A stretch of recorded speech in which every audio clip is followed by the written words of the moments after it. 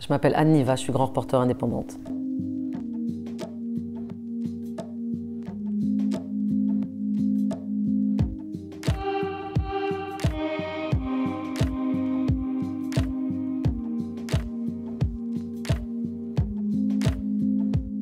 C'est un sujet tabou, parce que c'est comme la pauvreté, c'est un sujet tabou.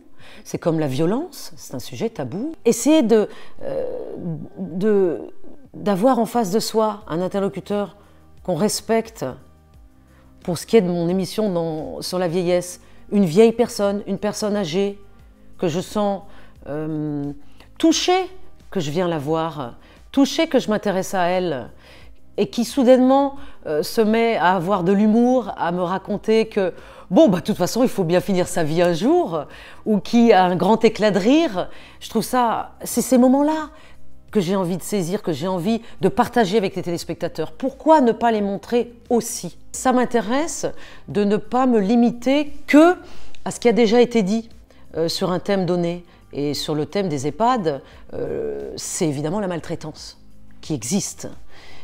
D'ailleurs, mes interlocuteurs m'en parlent avec beaucoup de franchise. Dans certains EHPAD, il y a de la maltraitance. Dans des EHPAD où j'ai fait des stages, il y en a eu. Vous avez vu de la maltraitance? Oui. Par exemple? Par exemple, il y avait un résident dans un des EHPAD où j'étais qui se tordait de douleur et l'infirmière, elle a regardé, elle a dit « vous patientez ». Et elle était sur son téléphone. Et vous étiez là, vous avez vu ça? Oui. Et comment vous vous êtes sentie? Moi, je suis allée voir le résident, j'ai essayé de discuter avec lui, mais j'avais que 15-16 ans, donc je ne pouvais pas trop faire grand-chose. Mais bon, voilà. Là, l'EHPAD dans lequel j'ai choisi d'aller, c'est un EHPAD associatif, mais c'est surtout un EHPAD en milieu rural. Parce que c'est cette France-là qui m'intéresse, dans cette émission « Dans quelle France on vit ?» C'est pas la France qu'on connaît, dans laquelle on vit, vous et moi, qui est la France riche, moderne, globalisée, urbaine.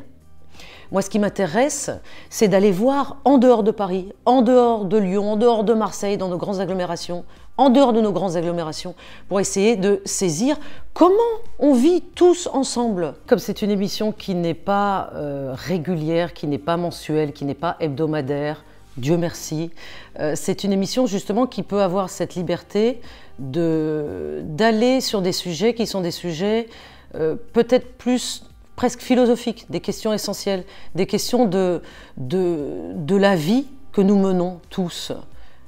Alors j'ai commencé avec les jeunes à l'école, le numéro 2 c'est nos anciens, nos aînés, le numéro 3 on est en train de réfléchir à ce que ça sera, mais je crois que c'est ça le privilège de faire une telle émission, c'est de prendre un peu de recul et en même temps utiliser l'actualité, tout ce qu'on ressent profondément au jour le jour, pour pouvoir aller le montrer d'une façon différente.